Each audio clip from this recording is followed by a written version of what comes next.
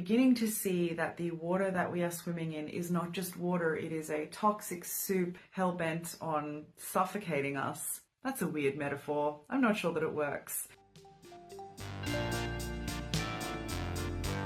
Hello, I'm Summer Tothill and I regularly run Q&As with my supporters on Instagram on matters relating to gender equality. So what you're about to watch is 1 week's worth of these, and if you would like to get involved with them yourself, just come and follow me on Instagram at Summer Tothill. While you're here, please stick around and subscribe to my channel and check out the rest of the Ask a Feminist playlist. Do feminists have to give up on romantic love with men? You already know I'm going to say no because you know that I have a boyfriend and I'm in a straight feminist relationship.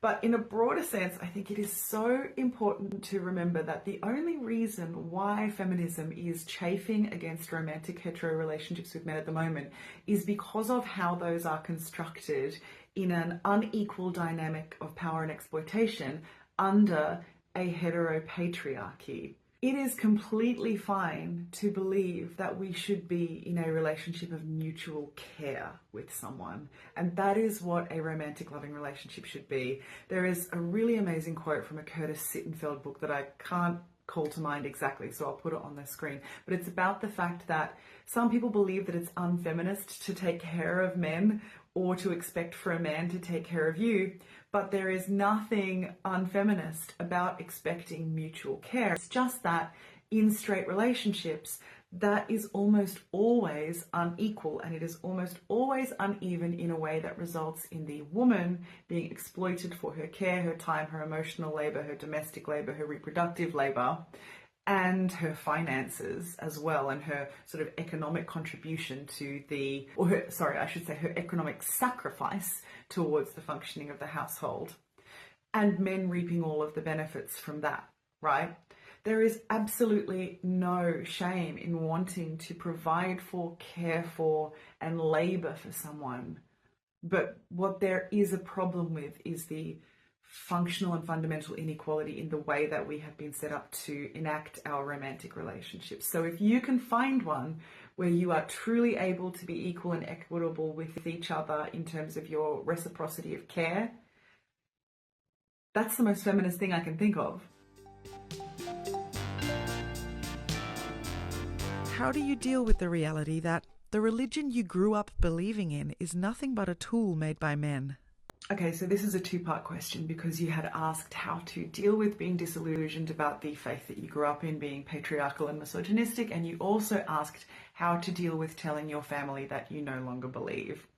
So I'm going to preface this by saying that I have never been a person of religious faith, so that may mean that you want to take my answer with a grain of salt. However, I think that all women can relate to certain aspects of this, and I will go into it more.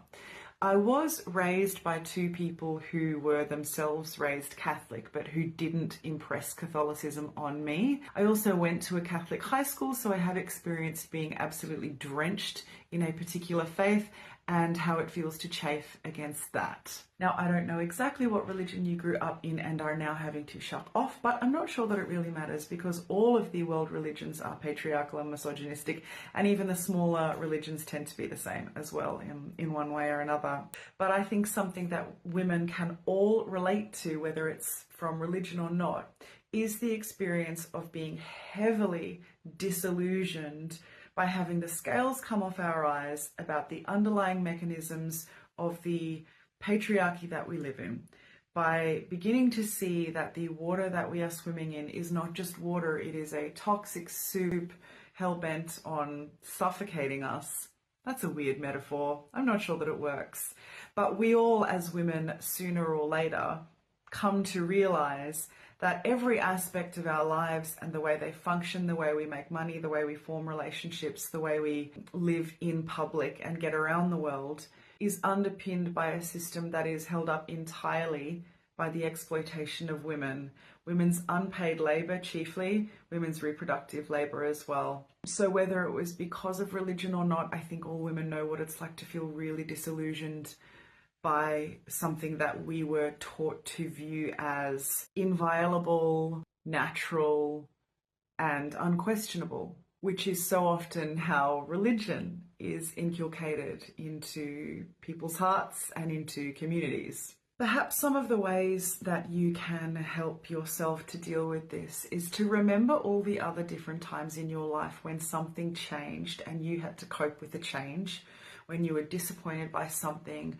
when you were disillusioned about something, and how you did ultimately get through it eventually, and you adapted, you were resilient, you coped with the change by seeing the good in the ways that your life would now function differently. Losing your faith doesn't have to mean losing your spirituality, and losing your connection to the structure of religion and how it operates in your community and your family doesn't mean that you have to lose your connection to whatever you conceive God or the universe or some overarching spiritual power to be. You can still have a very personal and intimate connection that can be divorced from the system that you learned it in. So hopefully you can do that if that is what you want to do. But also at the same time, I can understand if you've now become agnostic or atheist.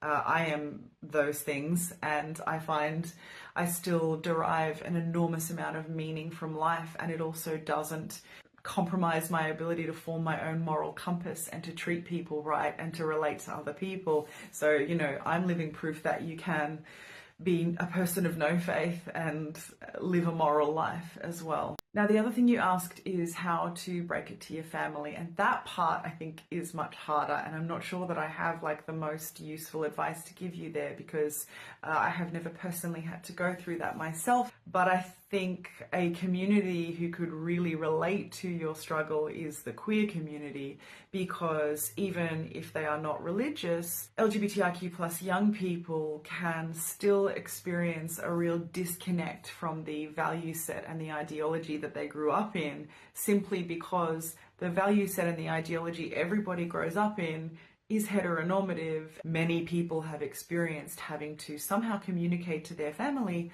that they no longer wish to adhere to that belief set and that their participation in the family is going to be fundamentally different potentially unless everybody can open their minds and get on board with the way that you are different than they expect you to be. So in that sense, again, I truly don't think I can give you any advice on that. I'm not a psych or a counselor. I do think that you should seek therapy about this, because losing your faith and your religion and potentially compromising your access to your community is a really huge thing. It's going to cause you grief. You should expect to have a grieving process around it, and you should set yourself up with some non-religious counseling in order to deal with that. And I think, yeah, you should also seek the advice of people, seek out the stories of people who have been through it. And I think if you seek out queer stories online, you will almost certainly find stuff in there that you relate to. I really hope that helps. Feel free to come back and tell me how it's going in the future.